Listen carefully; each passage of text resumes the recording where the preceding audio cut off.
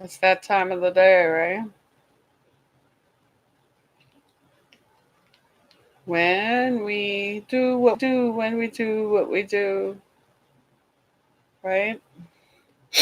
I kid you not. Pray for me. I'm getting better.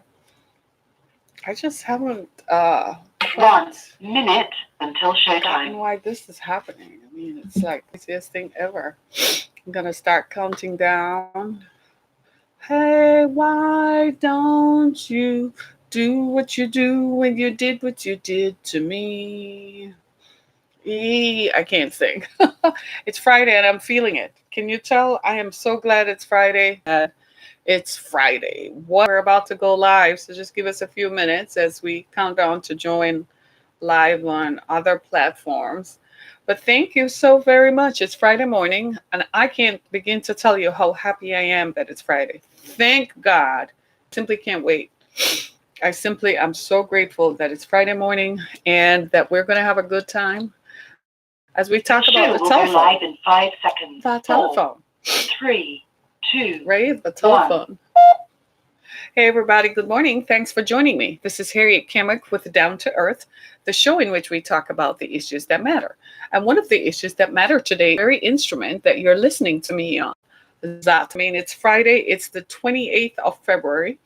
And normally this would have been the end of February, but it's a leap year. So we have one extra day in February. I've never really understood the leap year concept and I don't try to understand it. I don't know how that happens. So I just leave that up to the scientists to figure out. But we're in the midst of a pandemic called the coronavirus. And I'm not sure where we're going with this. I'm not sure if we are taking it as seriously as we should, considering that 50 countries, or it's now 75 countries around the world, has been infected by this, has been affected. And there are people who are perhaps more infected than they realize. It seems to me that because it's flu season, some people are being treated for the flu and they're not actually testing for the virus. So I'm hoping and praying that at some point we'll get our act together and the CDC will start handing out test kits to 100 test sites around the country. So we don't know who has it. And frankly, do we really know who we come in contact with? Let's just be real. Most people have questionable hygiene habits. They touch their noses, they sneeze into their hands, then they touch doors and so on. So I suppose one of the first things that we can do to minimize contact is use more hand sanitizer than you currently are using, right? So if you go to pump gas, wear gloves. That's what I do, right? Use hand sanitizer a lot. And the hand sanitizer that contains alcohol, right? I'm not at the stage yet where I'm going to wear a mask, but if it starts happening in Southeast Michigan, you best believe I'm going to. Don't go to public events too much because people sneeze and cough and it's transmissible by air. It's a pathogen that is transmissible from person to person. So even if the person has not been to an area that's been affected, guess what? They're probably still carrying it. So a lot of people are carrying it. I mean, in fact, I read a story just recently that one of the persons infected in California had been in touch with a close relative who had been to Wuhan province. So they touched each other, they touched their relative, and then they went out in the public, touched their family members, touched the kids at school, went to the grocery store, went to the mall, and touched everybody else. And now you really don't know. That's how come it's such a thing, right? Well, I have my I have a I use Lysol, right? Everybody uses disinfectant spray in your homes. Everybody has disinfectant sprays, right? Use those things because these things are airborne and we need to control it so that it does not affect us. Because by the time, here's the thing with it, they don't know what they're really looking at. So by the time they test it, the person's immune system has already been severely compromised. So by the time they start testing you to apply any kind of treatment, you're already dead. Like seriously. So for those of us, let's try to let's try to keep it until we know, because we see it and we know that it's something. So let's try to do it until they figure it out, right? So today I want to talk about how come nobody talks on the phone anymore? And you and I are looking at each other like, remember when we were growing up? I don't know about you, but we grew up with the phone and the long cord. You remember that? Right? And the long cord that extended into your bedroom because the phone was either in the kitchen or the living room or the dining room, right? And you're all nodding your heads with happy memories, right? And when the phone rang, is it me? Especially if you had siblings in the home. Is it me? Is it me? Is it for me? Is it for me? And you would take the phone. I remember when I was growing up, there was a song called Telephone Love. You sound so sweet on the line. And of course, what's his name? Bobby Brown's group had a song about using the telephone, right? But the telephone changed though, and it became the cordless phone. Anybody remembers the cordless phone? And it had a base, and you could beep it so you could find out where the phone is. And that was like the best thing ever, was when we got cordless phones, because you could literally be anywhere with the cordless phone. Anybody remembers that? And then came caller ID. Whoop to do. It was like, oh my gosh, you can actually see who is calling. Remember caller ID? And then they came up with star 69. So if you missed a call, you could star 69 it to see who it is. And if you wanted to call someone without them knowing it's you calling, you could go, you remember star 67. And of course, with the telephone was telephone etiquette. Like you couldn't just pick up the phone and be silent. You had to say hello. Or in some of our homes, we had to identify. You grew up with that, right? You had to say the name of your household. And then after a while, people got creepy, so we stopped identifying. Right? Now, if you call my phone, you don't even get my voicemail. You are not going to hear my voicemail or my God, because people are creepy. You just get a generic voicemail. Please leave a message after the tone. I'm not saying anything. Once upon a time, we carefully constructed our how shall we say? We carefully constructed our voicemail. Remember that? Our voicemail gave heaps of information about us. I'm not available at this time. If you wish, please leave me a message and I'll get back to you within 24 hours, within 3 hours, within an hour. Kindly leave a detailed message, including your name and remember those voicemails? No, I'm not going there. A few weeks ago, I got a text message from someone saying, hey, this is your neighbor number. So apparently it's a number that is similar, close to mine by a digit. I didn't answer it, because I'm not engaging with some creepy person who has nothing better to do than just sits down and text random phone numbers. I mean, like the stuff people come up with. But why do we not talk on the phone anymore? Why nobody talks on the phone? The phone was designed to bring us all together. It was designed to communicate. It was a wonder of the 20th century. And it was a tool that was used by everyone. I mean, eventually the doctor got it, the pharmacist, right? Everybody had to have a phone. The school got a phone. And then well, I don't remember this, but I grew up watching movies where when they had phones in cars. Y'all remember that? And it was like a big phone. It was like a big thing. And does anybody remember what cell phones looks like? It looks like this. We're like this high from here to here, right? But now cell phones are pocket sized like this. And we like them neat. They have an interface that you can touch the screen. I remember when I had my first cell phone, it was a Nokia. Anybody remembers a Nokia 101 or 121 or something like that? Wow, just to be able to see the screen and to be out and just receive a phone call was like a wonder. I could keep in touch, And then, of course, when they came up with the flip phone. Anybody remembers the flip phone? And who remembers the Motorola Razr? That one. When you could hang up on someone and snapped it. That was so cool, right? I wasn't a big fan of Motorola phones. I liked Nokia as a brand really well until I met the BlackBerry. And I was like, who made this beautiful instrument? The BlackBerry allowed us to be connected through our cell phones. And then who remembers BBM?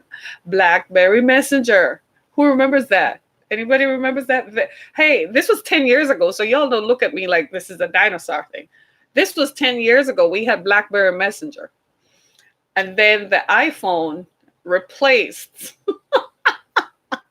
the BlackBerry. I had a touchscreen BlackBerry and I thought I was the thing, right? Who remembers that?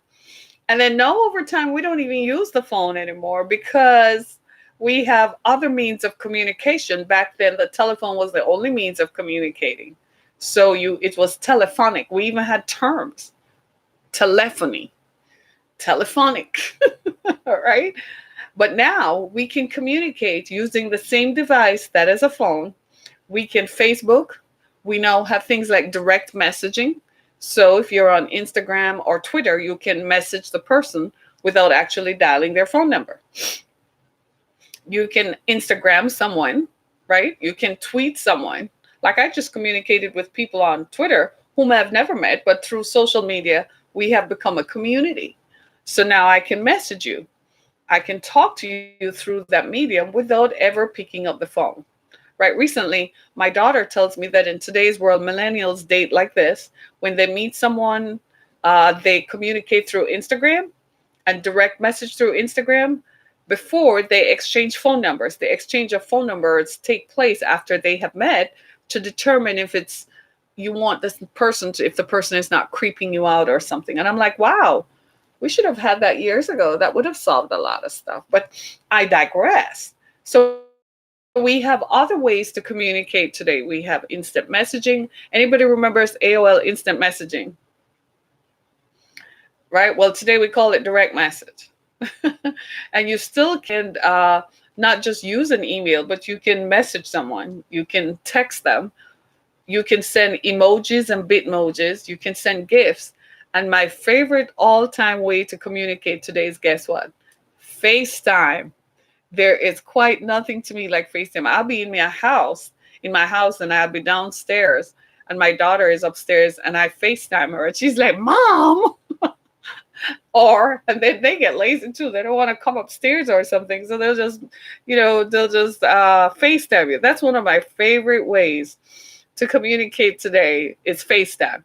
You like talking to the person and seeing them in real time, isn't it? It's like when we had the phone, you would talk to FaceTime, you can see them. I wish that FaceTime worked on all these robocalls. Last month, there were 3.4 billion robocalls that are now made from machines. So a lot of us have these random phone numbers that call us. Because now, one of the reasons that we don't talk on the phone anymore is what? The advent of robocalling, right? Telemarketing. It used to be that you could get your number out of the phone calling database. That doesn't work. It does not work. They still have your number and they're still calling. So because I'm pretty sure it's someone whom I wanted to talk to or someone who needed to talk to me.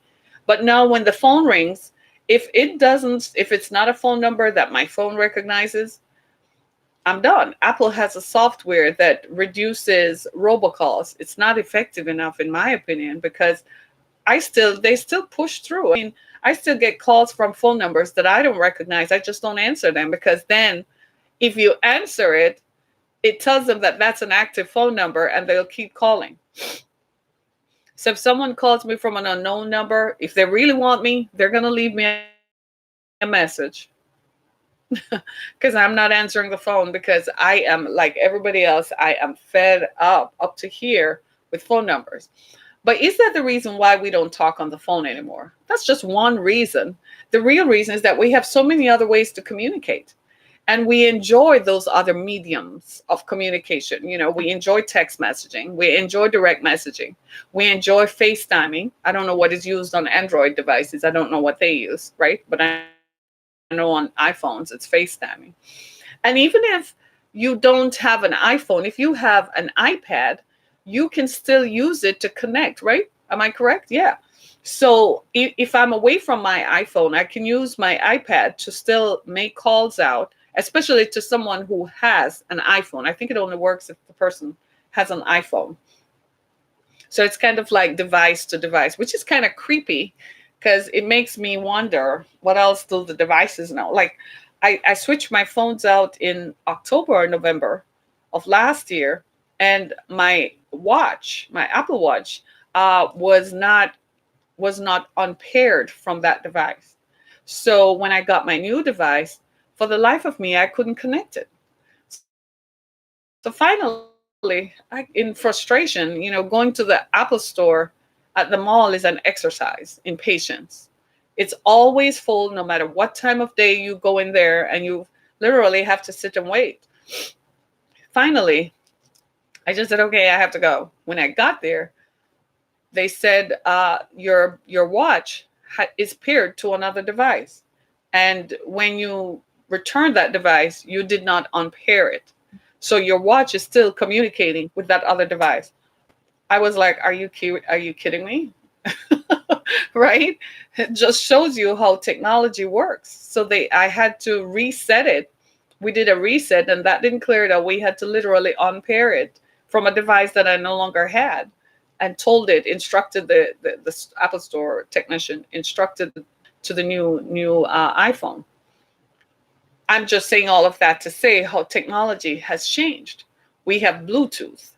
We don't need to talk to someone anymore by using the phone. We can FaceTime. There's an app called WhatsApp that most people use in other parts of the world, right? WhatsApp works for people. We hardly use it here in the States. It's mostly used by people who want to communicate in other parts of the world without even incurring calls. You just need to be connected to Wi-Fi. Imagine that. And you can use it. So people all over the world communicating with their relatives in other parts of the world. It's incredible what has happened with telephony, how we have found new ways to communicate. And in some ways, when we look at it, I guess we're out of ideas because maybe we think we have saturated that medium. We have found all the ways within which to expand on that medium. It might take a new generation to find other new ways of communicating. But right now, it seems like we have gone as far as this technology has afforded us to go. Our cell phones are no longer just a telephone.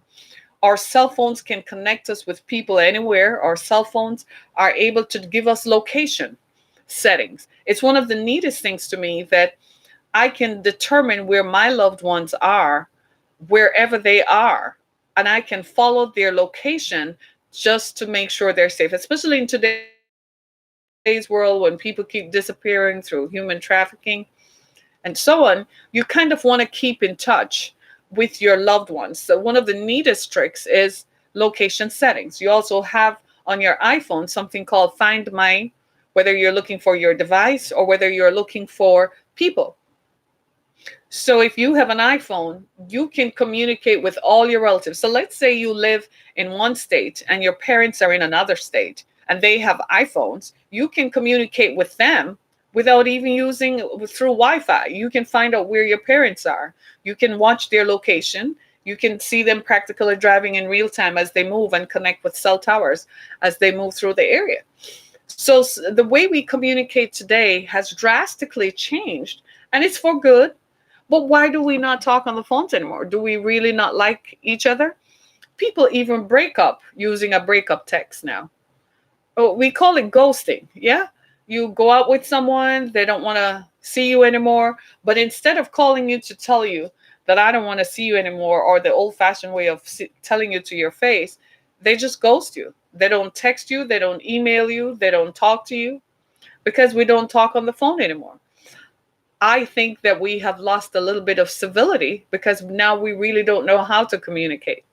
I remember when text messaging first came in that some people were saying, well, it's going to affect vocabulary because instead of speaking the sentence out, we shortened words like SMDH, shake my darned head. That's one of my favorites, right? Shake my head. BTW, meaning by the way. So we would shorten words to accommodate text messaging, because years ago when text messaging first started, anybody remembers you only could get a certain amount of text per month? You get 250 texts free. After that, you paid for it.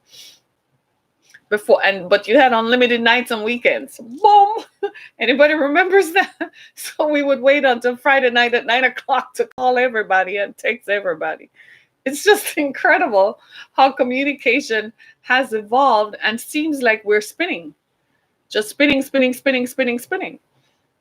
And it makes you wonder, where's this going to end? I know we are already at the iRobot stage where they're using facial recognition to make robots that are going to look human. But what about our voices? We're all accustomed to that automated attendant. Have you ever called somewhere and you got an automated attendant and you just, can you get someone on the phone? You can't get a person, and the automated attendant sometimes does not recognize the inflections and the tonalities of the human spectrum of voice. So you're saying one thing and the automated attendant is, I didn't get that. Oh, get someone on the phone, will you? Because nobody talks on the phone anymore. I mean, we could go a whole spiel on automated attendants. I detest them. I think they should just put people on the phone, just answer the phone. But what happens is companies are like, why should I? I have to pay someone to do that. Then they call in sick, right? They say the dog died. They call in sick. I have to pay them wages and benefits. So now buying an instrument or buying a machine that answers the phone and makes phone calls is cheap, much cheaper than paying a human to do that. So companies now pay, just buy a machine. A machine can make so many calls per minute, right? A machine can make as many calls per minute as you want it to make, and it just continues to make calls, right? And it's the weirdest thing to me, because it makes me wonder what on earth is really going on. It makes me wonder, how does this differ and how does this work? But I digress. I'm just curious. How many of us still talk on the phone anymore? I'm not being a romantic, but I'm remembering a time when it was the sweetest thing to get a phone call from someone whom you really wanted to hear from. Now it's, hey, how you doing? Bye. I'll text you. Are we going out? I'll text you. Are we gonna go to the movies? I'll text you. Everything is just cut short, so that what has happened is, because we don't talk anymore, we don't communicate real well anymore. People are in bed sitting beside each other on their phones and texting each other. You're in the same bed, in the same room. Why are you texting? We don't talk anymore. We don't do the things, we don't communicate. The telephone, what it did for us was it helped us to communicate. It made us better humans, because we learned that if I'm going to deliver bad news to someone by phone, then I kind of want to do it in a way that is not going to hurt them. Now people break up with a text. I even read on glassdoor.com that some companies fire people with a text. Like, they don't even call you, they just fire you. Don't come back here. Your next check will be in the mail. Thank you. Bye. Right? People don't, the civility has disappeared. When we stopped using telephones, everything else, courtesy and civility, went out the door. And now we're stuck with a scenario where all we have is just cold, hard text. I don't want to see you anymore. Don't call me. Don't text me. If you do, I'm going to call the I kid you not. People break up via text. And to a certain generation, the generation over 50 and so on, it would seem horrifying. But it does happen, right? You can even now sign up for text alerts, not just from the National Weather Service, for Amber Alerts. You can even get a text message from the president now. Now, who wants that? No, none of us. Because any day the president starts texting all of us, right? You can get text message alerts from your doctor when it's time for you to go make a visit to the doctor. They send you, they not just call you now, they send you a text. Yeah. Like, this is me reading it like, I don't want to be, the doctor, nobody wants to hear that. Once a year is enough. Oh, right? You can get text messages now, and I find that I still, in some ways, want the human interaction. I still want to be able to interact with another human being, and I think it's important that we not lose that touch. But guess what? We are, because we're advancing as a civilization. We're moving forward, and there is not much that any of us can do about it. It is what it is. Sadly, it's not. You and I have no control over it, whether I like it or not. It is what it is. We have lost this part of the battle. There's nothing that you and I can do to bring it back. I wish we could bring back the old time ways of communicating by using a telephone, but that's gone. And I'm not sure that this isn't good either. I like that. I think I like the fact that I can check location settings, right? I think I like the fact that I not only can I read my emails, but I can text someone and tell them I'm on the way without disturbing them. Our method of communication has changed so much that now, before we even call someone, we text them first. They might be in a meeting, they might be asleep, so you don't want the phone to wake them up or disturb them. You actually text them. If you're going to meet someone, right, you text them first before, especially during business hours. You find that you don't call people, you text them, unless of course it's your mother. You know how your parents are, they own you. So mom never gave jack about where I was or what I was doing. If she wanted me right now in the moment, she would pick up the phone and call me. So I had a special ringtone assigned to mom, so I would know it's her, because she will just call you out of the blue, because that's what parents are. They want to talk to you. Now is the time. Spouses, I think, are like that. So when you call your spouse and they don't answer the phone, you're like, "Well, not answering me?" So we tend to text. I wish that we could get the phone back. What do you think? I wish we could get the phone back. It would bring back some civility, right? I don't know that it would bring anonymity back, but I think it would bring the civility back. It would bring back the courtesy with which we hold one another dear. In some parts of the country, in the rural parts of the country, they're still using telephones and analog phones. I had to even learn that years ago. Analog and digital, okay. It's like, who still has a phone in their home? I was talking to a friend of mine about 2 years ago and discovered that she says her mom still has her old phone number from 50 years ago. And the phone will ring occasionally, startling everybody. And I'm like, if the phone company finds out that that phone is still up, they probably are going to write to her, because a friend of mine had told me years ago that they had changed out all the switches to digital. So all the ways in which we communicate are hidden beneath the river, beneath the sea, and so on, so that if there's a disruption such as war, because men will always want to fight wars, they'll always want to do that. The granddaddy of all, because AT&T was the first one who laid down switches and lines and coaxial cable lines under the sea.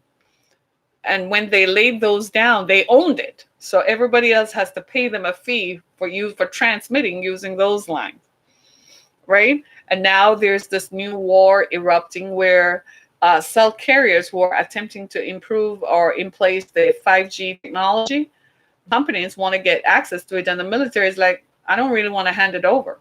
And I'm like, I'm kind of with the military on that one. I don't know who wants to have that, but they're like, it's faster, it would carry more data.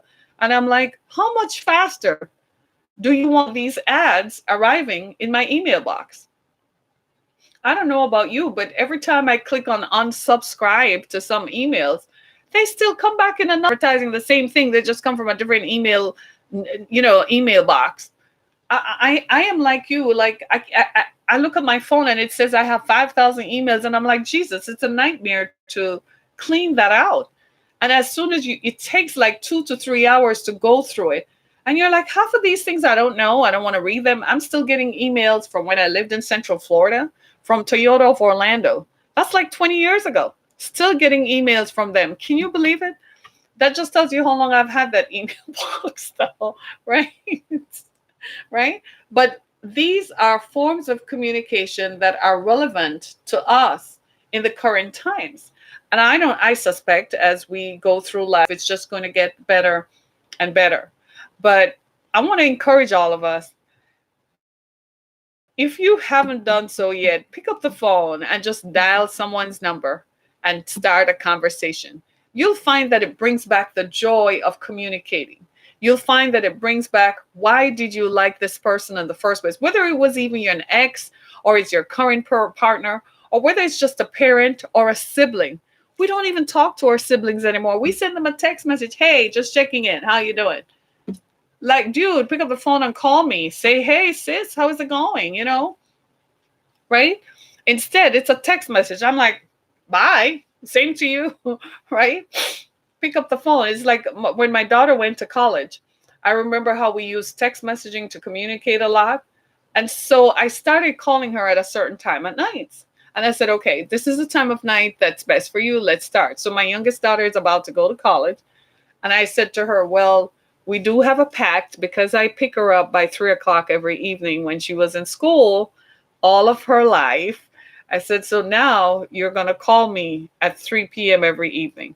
And she said, yes, I will call you every evening at 3 p.m. because that was our time. Because you know how they are. As soon as they come in the car, any food, they start smelling the car. I swear to you, they would start smelling from you pull up. They can smell if there's food in there. And then they come in the car and they change everything. And they get on the phone. No, and then they got the ear pods. So there was no conversation. I'd be like, take that stuff out so we can have a conversation. So has the phone intruded in our lives? Yes, but to joy, I must admit. So I just want to say to all of us as we go through this weekend, it's a weekend, right? Take time out, pick up the phone, call someone. Yeah, you can avoid the robocalls if it's a number you don't recognize. But if it is just a call, just pick up the phone and call someone you haven't spoken to. Could be that you still have the number for someone you haven't spoken to in a while. Pick up the phone and call someone. Thanks so much, everybody. It's Friday. Enjoy your Friday. Have a good one. Be blessed, everybody. So much, everybody. Be blessed, everybody.